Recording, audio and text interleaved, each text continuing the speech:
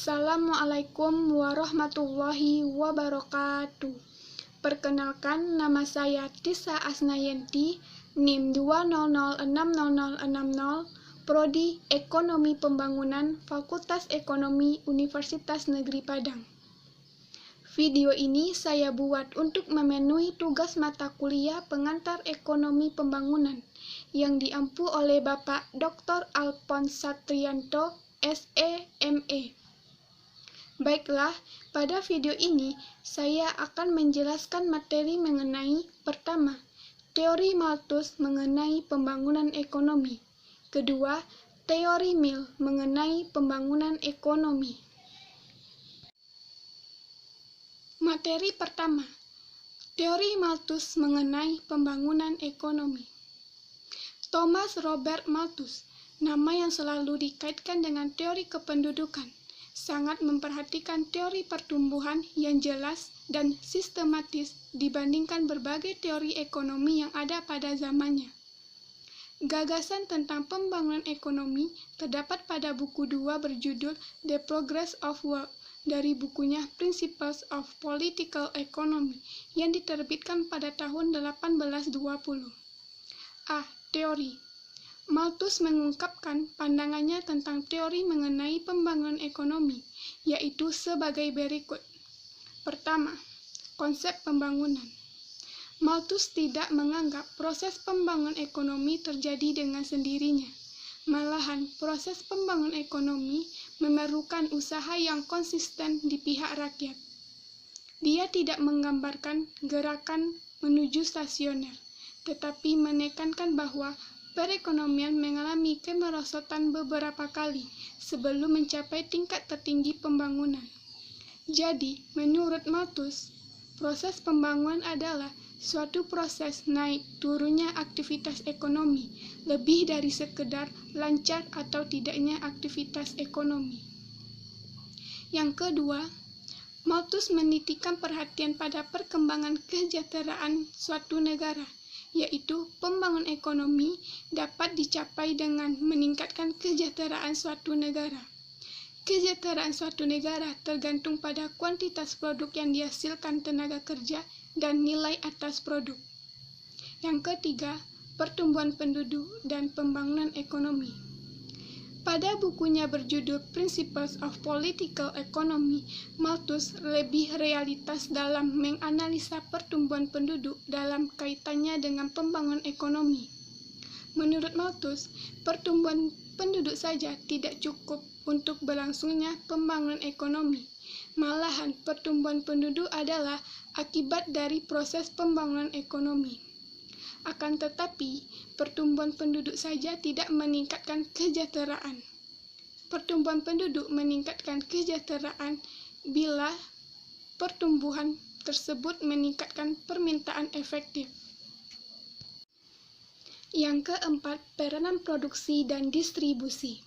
Menurut Malthus, produksi dan distribusi adalah unsur utama kesejahteraan. Jika keduanya dikombinasikan pada proporsi yang benar, maka ia akan meningkatkan kesejahteraan suatu negara dalam waktu yang singkat. Tetapi, jika keduanya dijalankan secara terpisah, diperlukan waktu beribu tahun untuk meningkatkan kesejahteraan. Oleh karena itu, Malthus menekankan pada produksi maksimum dan alokasi optimum guna meningkatkan kesejahteraan suatu negara. Yang kelima, faktor-faktor dalam pembangunan ekonomi. Malthus mendefinisikan problem dalam pembangunan ekonomi sebagai suatu yang menjelaskan perbedaan antara gross national product potensial dan gross national product aktual. Tetapi, problem pokoknya adalah bagaimana mencapai tingkat gross national product potensial yang tinggi. Menurut Malthus, besarnya gross national product potensial tergantung pada tanah, tenaga kerja, modal, dan organisasi. Yang keenam, akumulasi modal. Akumulasi modal adalah faktor penting bagi pembangunan ekonomi. Sumber akumulasi modal adalah laba. Laba berasal dari tabungan para pemilik modal. Yang ketujuh, kurangnya permintaan efektif. Pandangan ini didasarkan pada merosotnya permintaan efektif dan penolakannya terhadap hukum pasar yang dikemukakan oleh Say. Malthus tidak sependapat dengan Say mengatakan bahwa di dalam pasar tidak mungkin terjadi overproduksi. Menurutnya, tidak seluruhnya benar bahwa komoditi dipertukarkan dengan komoditi.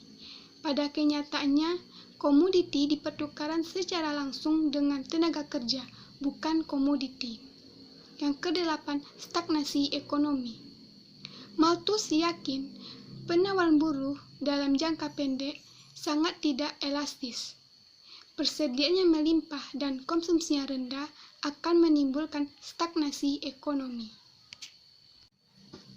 B. Malthus mengajukan saran untuk meningkatkan pembangunan ekonomi, yaitu sebagai berikut. Pertama, pertumbuhan berimbang. Dalam sistem Malthus, perekonomian dibagi menjadi sektor pertanian dan sektor industri. Kemajuan teknologi pada dua sektor inilah yang dapat membawa pembangunan ekonomi. Yang kedua, menaikkan permintaan efektif. Malthus menyarankan sejumlah langkah untuk menaikkan permintaan efektif, yaitu 1. Pendistribusian kesejahteraan dan pemilik tanah secara lebih adil. 2. Memperluas perdagangan internal dan eksternal. 3. Mempertahankan konsumen tidak produktif. C. Kesimpulan. Konsumsi yang rendah atau kurangnya permintaan efektif yang menimbulkan persediaan yang melimpah. Menurut Malthus, sebab utama keterbelakangan faktor ekonomi dan ekonomi yang akan membawa ke arah pembangunan ekonomi. D. Penilaian terhadap teori Malthus. 1. Kebaikan teori Malthus. Pertama, pentingnya kemajuan teknologi. 2. Pendistribusian kesejahteraan secara adil. 3. Administrasi yang baik. 4. Kerja keras. 5. Pertumbuhan berimbang. 2. Kelemahan teori Malthus. Pertama, stagnasi sekuler tidak melekat pada akumulasi modal. Malthus berdalih bahwa akumulasi modal menimbulkan stagnasi ekonomi. Menurut Malthus, konsumen rendah secara permanen dapat terjadi pada semua komoditi. Pada kenyataannya hanyalah sementara. 2. Pandangan negatif terhadap akumulasi modal. Akumulasi modal menimbulkan stagnasi ekonomi dari sudut lain adalah tidak benar. Menurut kenyataannya, akumulasi modal tidak menyebabkan berkurangnya permintaan atas barang-barang konsumen dan turunnya laba. Dengan demikian, Malthus mempunyai pandangan keliru terhadap akumulasi modal. 3. Komoditi tidak dipertukarkan dengan komoditi secara langsung. Menurut Malthus, komoditi tidak dipertukarkan dengan komoditi, tetapi dipertukarkan dengan tenaga kerja. Menurut kenyataannya, tenaga kerja bukanlah ukuran yang benar bagi komoditi. Dalam dunia nyata, komoditi diukur dengan harga, bukan tenaga kerja. Keempat, konsumen tidak produktif memperlambat kemajuan. Malthus menyarankan agar pengeluaran kelompok konsumen tidak produktif untuk mengatasi konsumen rendah dan meningkatkan permintaan efektif. Dan yang kelima, dasar tabungan bersisi 1. Malthus percaya bahwa hanyalah tuan tanah yang dapat menabung. Pandangan tersebut keliru karena sumber utama tabungan di dalam masyarakat adalah penerima pendapatan dan non-laba. Penerapan teori Malthus pada negara terbelakang. Pertama, teori pembangunan ekonomi lebih banyak berkaitan dengan negara terbelakang pada saat ini dibanding penulis teori klasik lainnya. 2. Pembagian dan analisa perekonomian Malthus ke dalam sektor pertanian dan industri nyata sekali kaitannya dengan negara terbelakang. 3. Hubungan antara pertumbuhan penduduk dan pembangunan ekonomi yang meningkatkan pembangunan dapat diterapkan di negara terbelakang. Keempat, faktor-faktor yang meningkatkan pembangunan ekonomi dapat diterapkan di negara terbelakang. 5. Ada bagian dalam teori Malthus yang tidak dapat diterapkan, yaitu pertama, konsumen rendah yang tidak relevansi dengan negara itu. Dan yang kedua, kurangnya permintaan efektif karena sikap hemat para pemilik modal. Materi kedua, teori Mill mengenai pembangunan ekonomi. Mill menganggap pembangunan ekonomi sebagai fungsi dari tanah, tenaga kerja, dan modal. Sementara, tanah dan tenaga kerja adalah dua faktor yang asli. Modal adalah persediaan yang dikumpulkan dari produk-produk tenaga kerja sebelumnya. Laju akumulasi modal adalah fungsi dari bagian angkatan kerja yang dipekerjakan secara produktif. Konsumsi produktif adalah konsumsi untuk memelihara dan meningkatkan kemampuan produktif masyarakat. Mill mengungkapkan pandangannya mengenai pembangunan ekonomi, yaitu sebagai berikut. Pertama, pengendalian pertumbuhan penduduk. Dia yakin pembatasan penduduk adalah hal yang penting untuk memperbaiki kondisi kelas pekerja agar dapat menikmati hasil kemajuan teknologi dan akumulasi modal. 2. Cadangan upah. Menurut Mill, elastisitas permintaan tenaga kerja sangat tinggi dalam menanggapi kenaikan upah. Menurut Mill, upah dibatasi oleh cadangan upah yang ada yang dipersiapkan untuk membayar upah. 3. Laju akumulasi modal. Menurut Mill, laju akumulasi modal tergantung pada jumlah dana yang dapat menghasilkan tabungan dan kuatnya kecenderungan untuk menabung.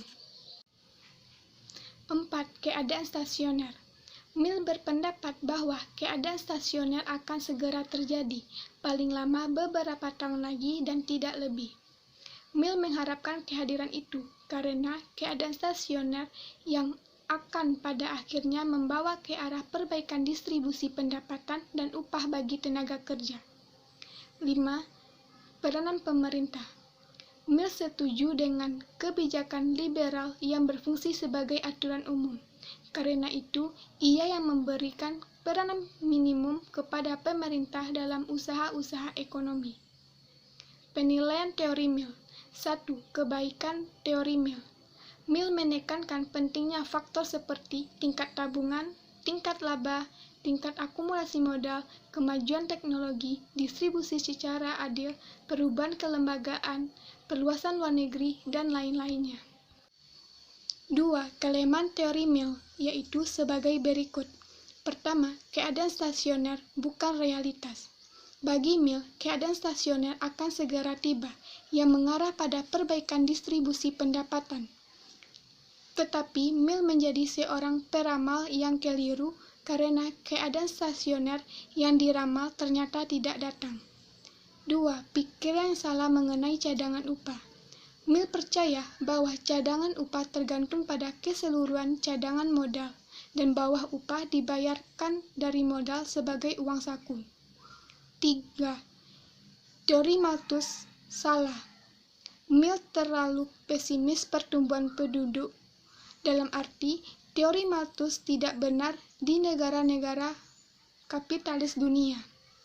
4. Hukum mengenai hasil semakin berkurang tidak berlaku. Keyakinan Mill akan berlakunya hukum mengenai hasil semakin berkurang terhadap lahan ternyata salah dengan adanya kemajuan teknologi di negara maju. 5. Laissez-faire bukan suatu kebijakan yang praktis.